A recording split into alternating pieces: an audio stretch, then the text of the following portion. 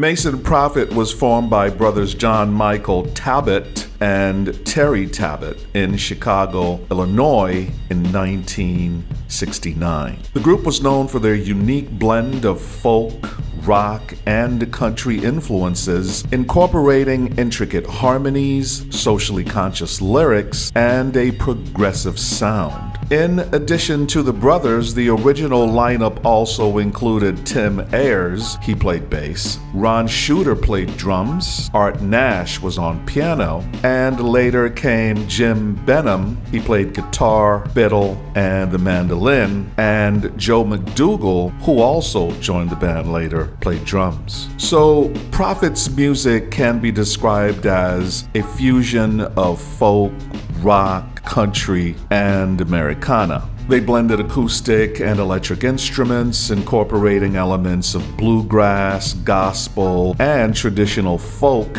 into their sound. Their harmonies and thoughtful lyrics tackled social and political issues of the time. The band released several albums during their active years, including their self-titled debut album, Mason Proffit, which dropped in 1969, Wanted was released in 1970, and Rockfish Crossing in 1971. Mason Proffit drew inspiration from various musical influences, including Bob Dylan, The Byrds, and one of my favorite groups, Buffalo Springfield. They were recognized for their originality, craftsmanship, and insightful writing. So the band never really achieved what would be generally characterized as commercial success. Their albums did chart and they were critically acclaimed, but they never really had that impact. They toured extensively and performed at prominent venues and festivals. However, by the mid-1970s, internal conflicts, creative differences, and a changing musical landscape led to the band's eventual demise.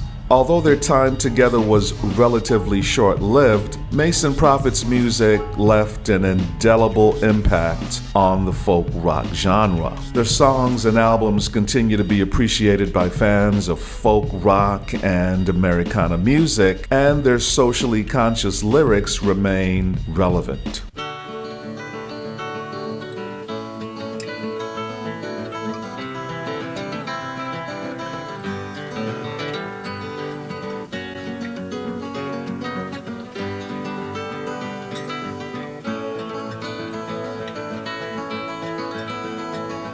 As I rode into Tombstone on my horse, his name's Mac, I saw what I'll relate to you going on behind my back.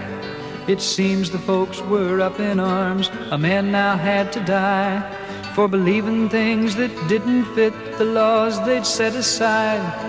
The man's name was I'm a Freak, the best that I could see. He was the executioner, a hangman just like me.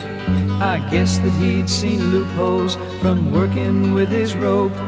He'd hung the wrong men many times, so now he'd turned to hope. He'd talked to all the people from his scaffold in the square. He told them of the things he found, but they didn't seem to care. He said the laws were obsolete, a change they should demand. But the people only walked away, he couldn't understand. The marshal's name was Uncle Sam, he said he'd right this wrong.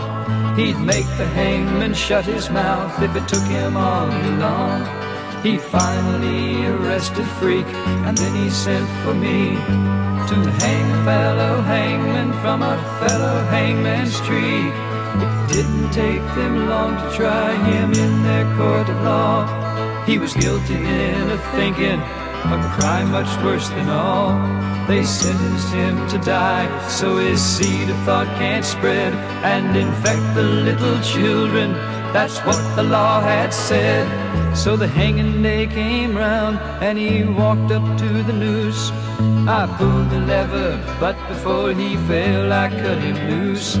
They called it all conspiracy and that I had to die.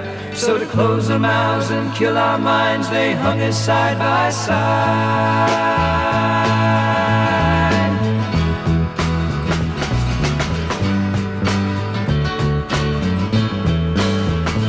now we're two hangmen hanging from a tree.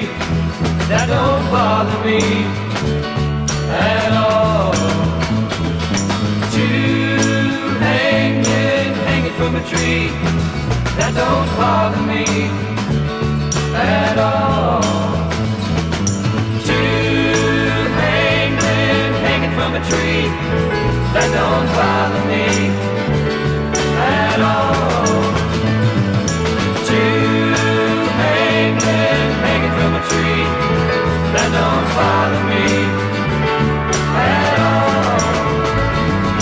Two hangmen hanging from a tree. That don't bother me at all. Two hangmen hanging from a tree. That don't bother me at all.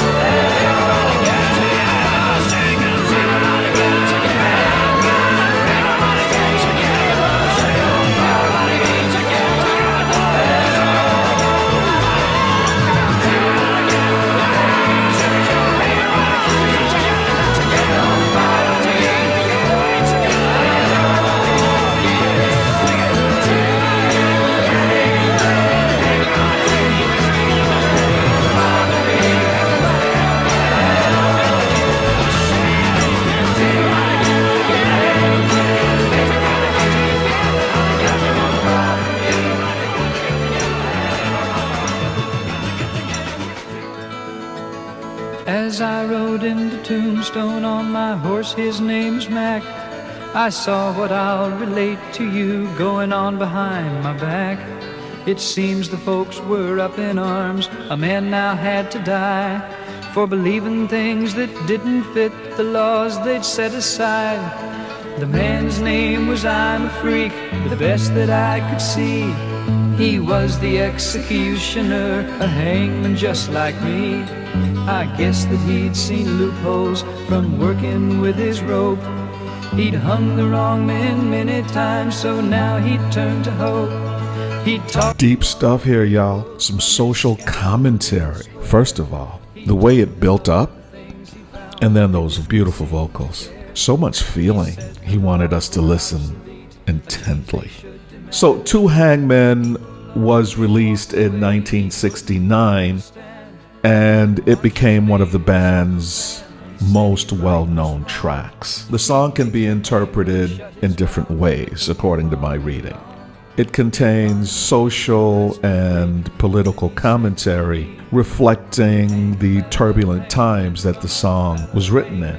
So the two hangmen doing what hangmen do, they're not asking any questions. That's not their role. Should they be asking questions? So on one level, the song depicts the downfall of people who wield their power in an unjust way and without regard for any consequences. The song critiques the hypocrisy and the corruption that can be found within the system's authority, according to what I've read. The song can also be seen as a broader allegory for the oppressive forces and social injustices present in society.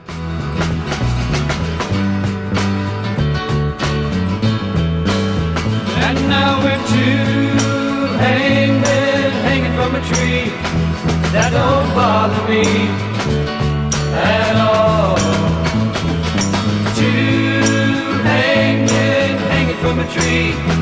That don't bother me at all. So the hangmen in the song represent the forces who enforce oppressive systems and perpetuate violence. The final lines in the song suggest that ultimately these forces will meet their own downfall, implying in the song a message of hope and resistance against injustice. So some serious social commentary on power dynamics, social injustice, and the potential consequences faced by those who abuse their positions. Deep stuff, man. The song serves as a reminder of the importance of questioning authority and fighting for a more just and equitable society. Who can argue against more justice and equality?